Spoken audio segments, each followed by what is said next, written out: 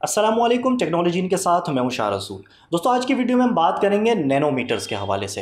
अच्छा, सबसे पहले मैं आपको बताऊं ये नैनोमीटर्स है क्या। आपने मेरी बहुत सारी अनबॉक्सिंग की वीडियोस देखी होंगी, बहुत सारी रिव्यूज़ की वीडियोस देखी होंगी। मोबाइल फ़ोन की अनबॉक्सिंग और मोबाइल फ़ोन के रिव्यूज़ के हवाले से मैं बात कर रहा हूँ।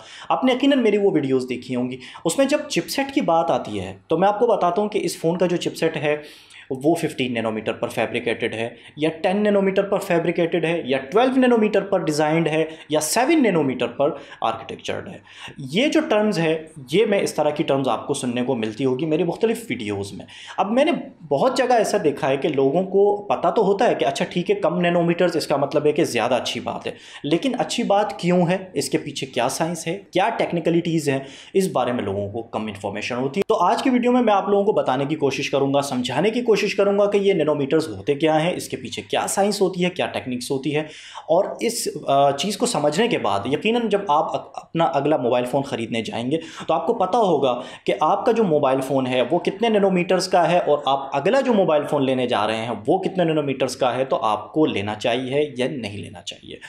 तो सबसे पहले मैं आपको बताऊं नैनोमीटर्स के बारे में कि नैनोमीटर्स है क्या। देखिए, नैनोमीटर्स एक मेजरमेंट है, ठीक है। ये मीटर से छोटा होता है और मीटर से बहुत छोटा होता है। हमारे पास होता है एक चिपसेट, उस चिपसेट के अंदर बहुत सारी छोटी छोटी चिप्स होती हैं, और इन चिप्स को जो प्लेस किया जाता है तो इनके बीच में एक मखसूस फासला रखा जाता है जो कि नैनोमीटर्स पर मुनहसर होता है। मतलब एक चिपसेट के अंदर जो बहुत सारी चिप्स होती हैं उनमें एक चिप से लेकर दूसरे चिप के बीच में मान लें कि 25 नैनोमीटर का फासला है। इसी तरह उस चिप से लेकर दूसरे चिप के बीच में 25 नैनोमीटर का फासला है।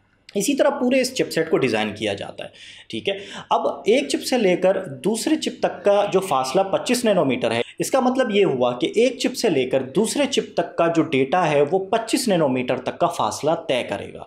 25 नैनोमीटर तक की जितनी पावर उसको चाहिए होगी वो खाएगा, और जितना टाइम वो लेगा वो उस टाइम से वो आपको प्रोसेस करके देगा। अब हम आ जाते हैं दूसरे सिनेरियो की तरफ।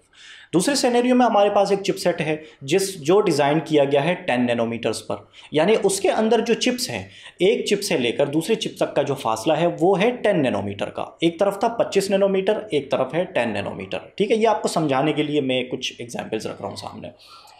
अब यहाँ पे जो ये सेकंड वाली एग्जांपल है, जो 10 नैनोमीटर वाली जो मैंने आपको बताई, अब यहाँ क्या होगा कि एक चिप से लेकर दूसरे चिप तक का फासला तय करने के लिए डेटा को 10 नैनोमीटर का फासला तय करना पड़ेगा, यानी कि कम वक्त लगेगा।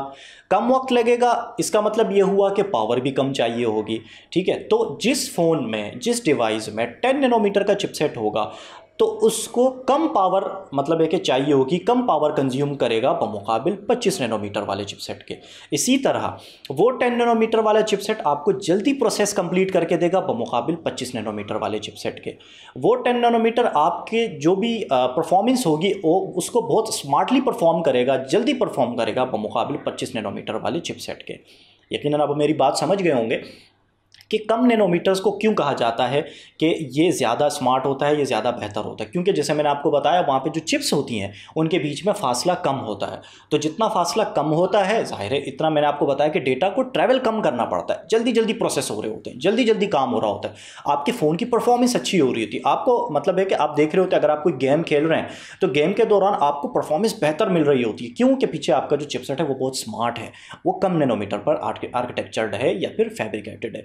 अच्छा, अब मैं आपको एक और चीज़ बताऊं कि आप अब अगर अपना मोबाइल फ़ोन चेंज करने जाते हैं मार्केट, तो सबसे पहले आप ये देख लीजिएगा कि आपके मोबाइल फ़ोन में कौन सा चिपसेट है और वो कितने नैनोमीटर पर फैब्रिकेटेड है।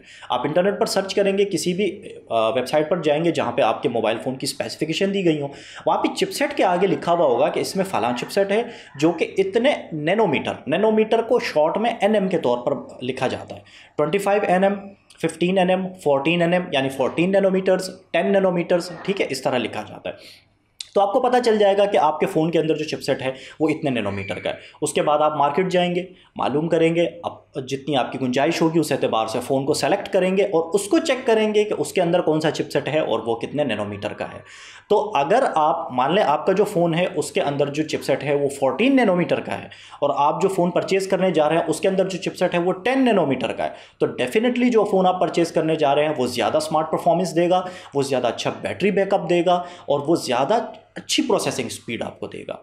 तो ये कुछ टेक्निकलिटीज़ थी नैनोमीटर्स के पीछे जो आप लोगों को आज की वीडियो में समझानी थी। मुझे पूरी उम्मीद है कि आप लोगों को ये टर्म समझ में आ गई होगी, लेकिन फिर भी अगर आपको किसी किस्म की कोई कन्फ्यूजन हो तो नीचे कॉमेंट सेक्शन में मुझे कॉमेंट कर दीजिएगा, मैं डेफिनेटली आपको जवाब दे दूंगा। वीडियो पसंद आई हो तो वीडियो लाइक ज़रूर कर लीजिएगा, चैनल को ज़रूर सब्सक्राइब कर लें इस तरह की मज़ीद इंफॉर्मेटिव वीडियोज़ देखने के लिए। अपना ख्याल रखिएगा, मिलते हैं अगली वीडियो में। अल्लाह हाफिज़।